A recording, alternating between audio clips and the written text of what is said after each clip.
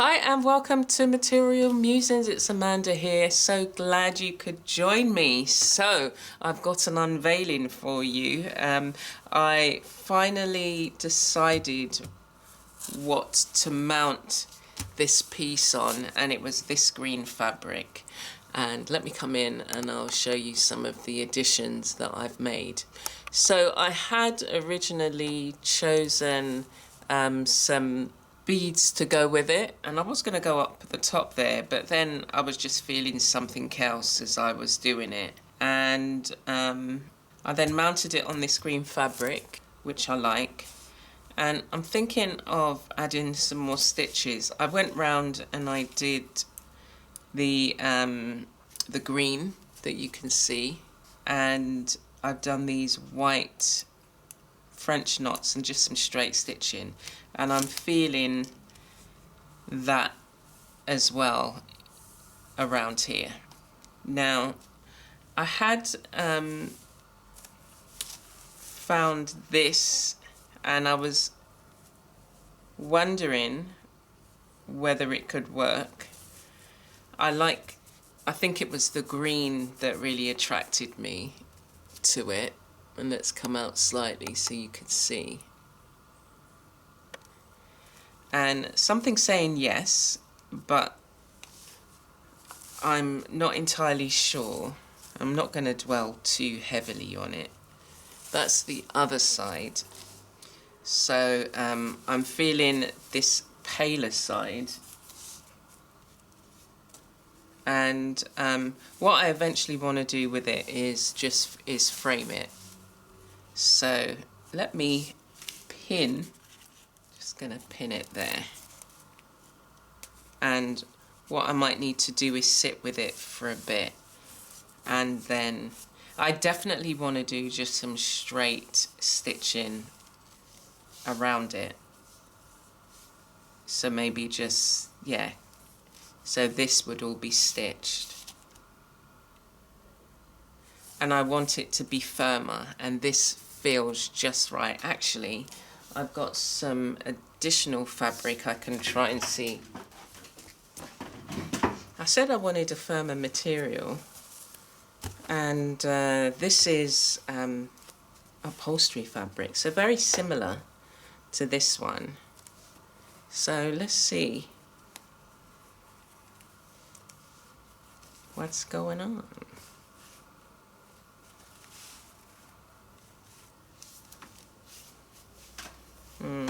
The tones are better. Look at this one.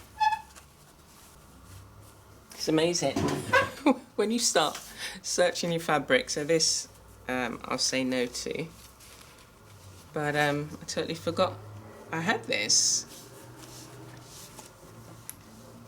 And that's why it's important, really, every now and again to go through your fabric and see what you've got, air it out. The only thing with this one is it's not really double-sided. I like the, we've got some kind of pale yellow tones in here. And it's similar when you think about the paler areas choice. Oh dear. Anyway. Okay, so I don't have to choose right now, so I can sit with this. Who knows, we might then even get another layer. Sit with this. Do you know what I'm feeling is the pattern that we have in the background to kind of allow the stitches to follow. So we'd have this here, here. We would have these running into. That's what I'm feeling. So go with what you feel.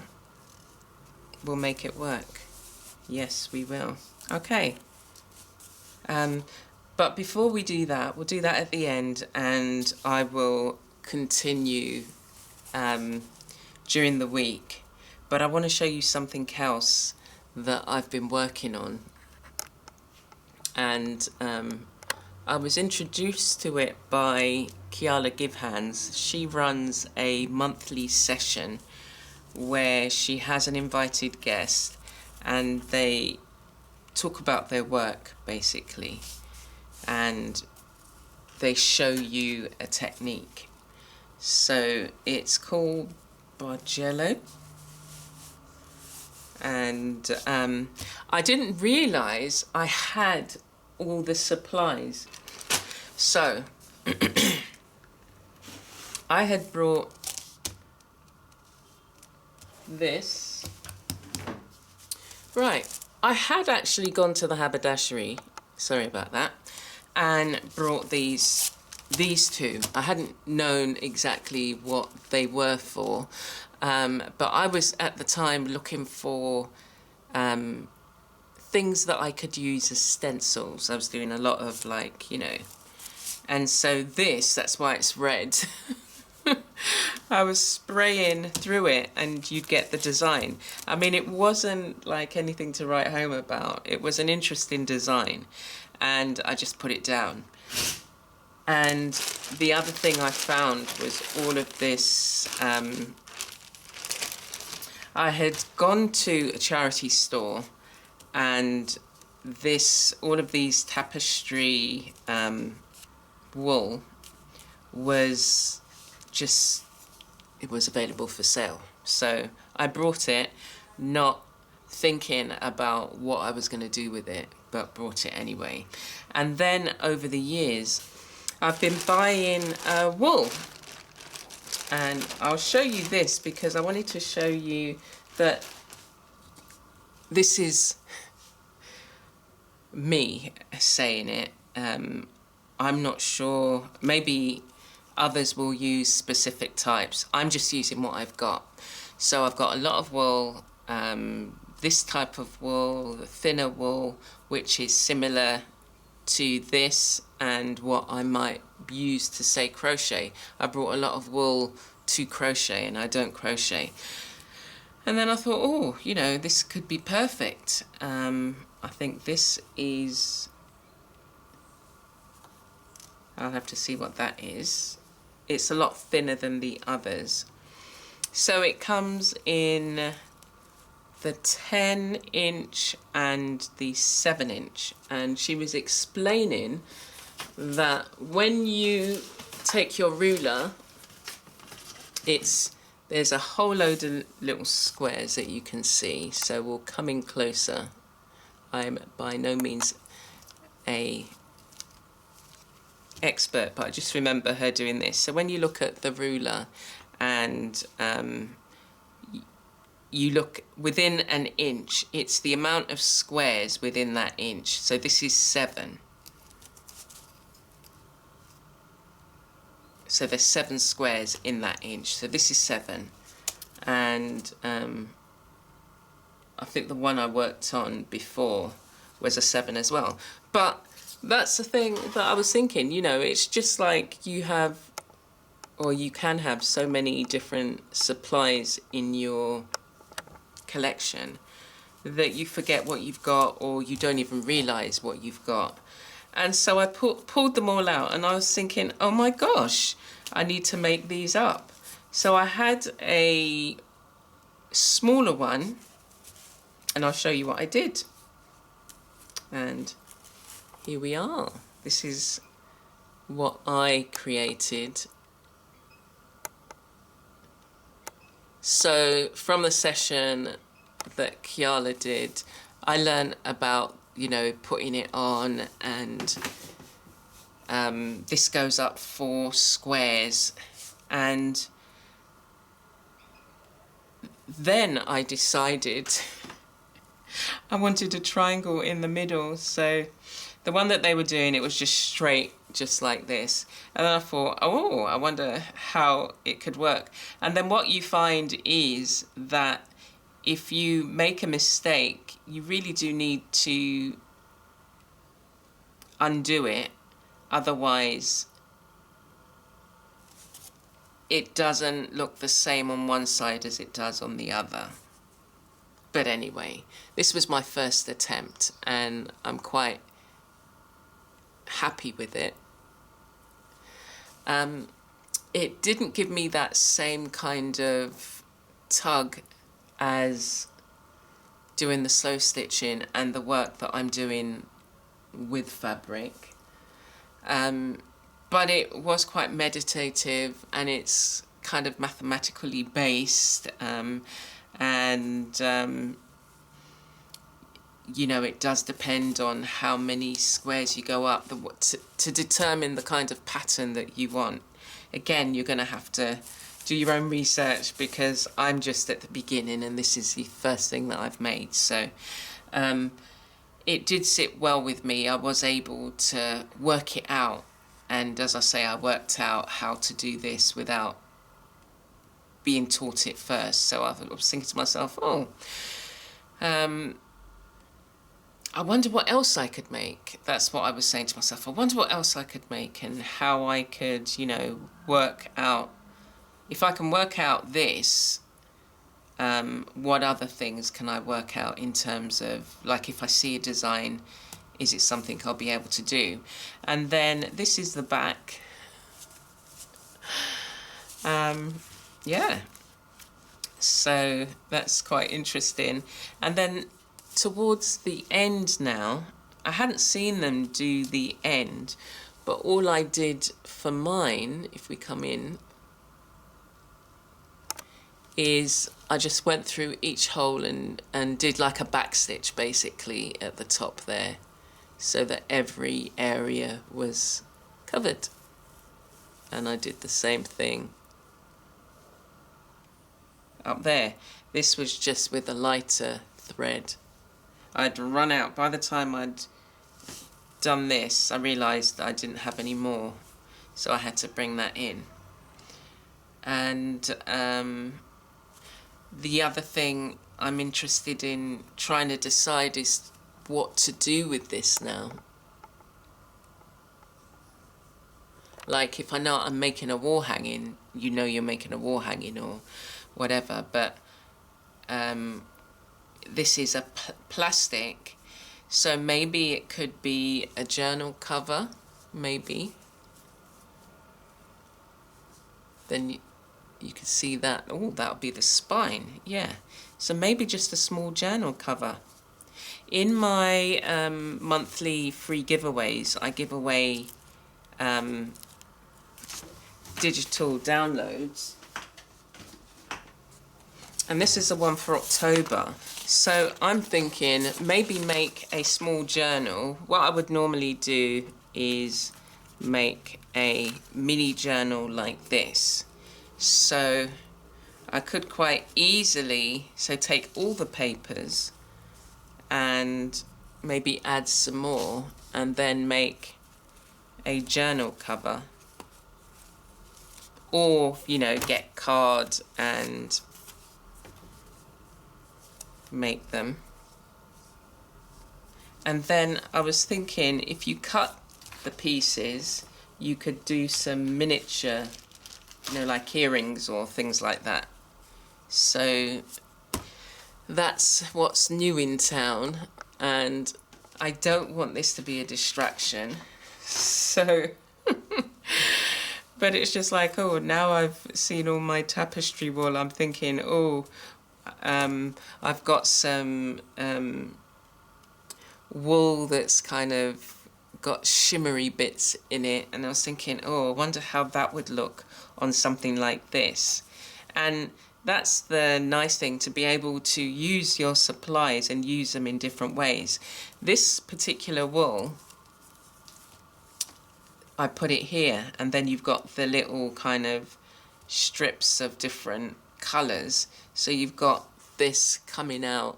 So I thought that looked quite nice, and it's not that much thicker than the tapestry wool, so it's just like, yeah, I'm going to make up these two. These weren't, you know, very expensive. I think it was under $10. So I'm just gonna maybe use this as is and create some different, more of these. Maybe this one I would cut in half, just so that it's a bit more manageable. And then, yeah, use some of the wool, my tapestry needles, and that's all you need. And just think about some designs that I want to do. Use these up in one go, and then use my the ones that I've been using for crochet, use that separately. But I've just got loads of different colours, so yeah, I'm going to just experiment and see how we get on. So that's that. So let us now do a little bit of stitching. So as I say, I want to follow the line. I want to follow this line round, and then I'm going to fill this up with stitches, straight stitches. That'll be interesting, wouldn't it? Yeah. Okay, so that's what I'm going to do. So let us get on.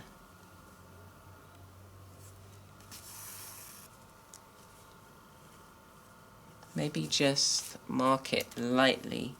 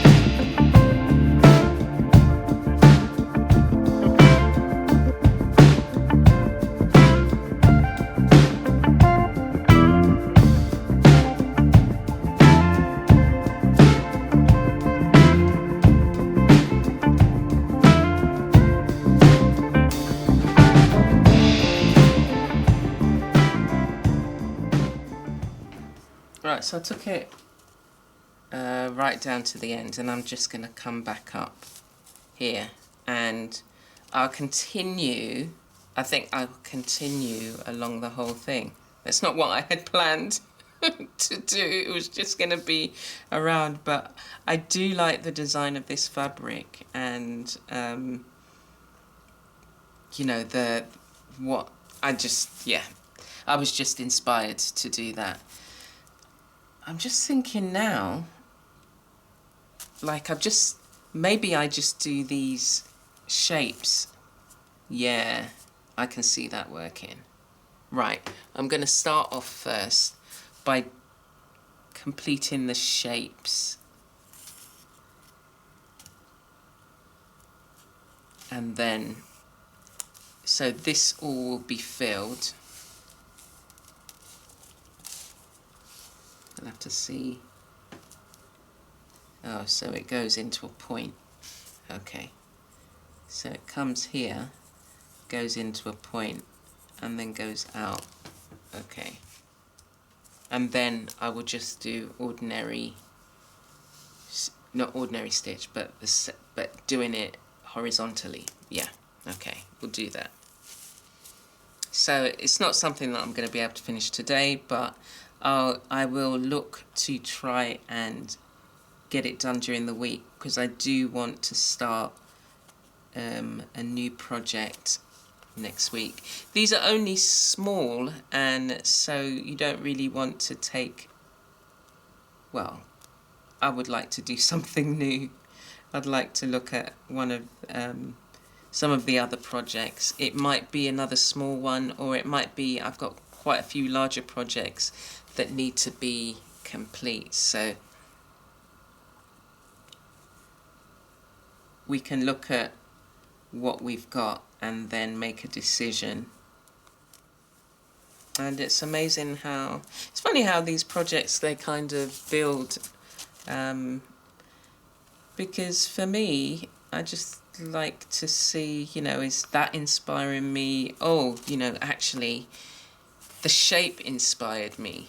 It wasn't necessary, well, the backing fabric, yes, but now the shape's inspiring me to then do that design as a thing that adds this fabric to another backing fabric. So yeah, it's just really nice to be able to play in this way.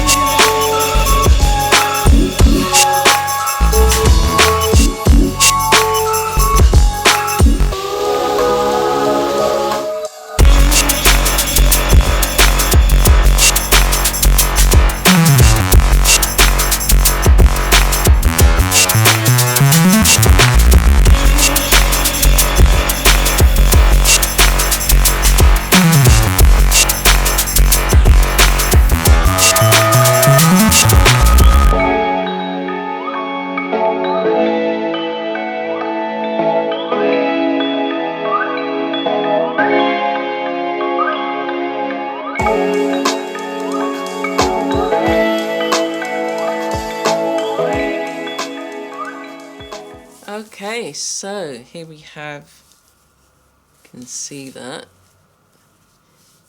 I think once they're all done, it's going to look really cool, and it gives you a different texture as well to the fabric. But I mean, I like the really tiny seed stitches, but I'm not sure I'm feeling it right.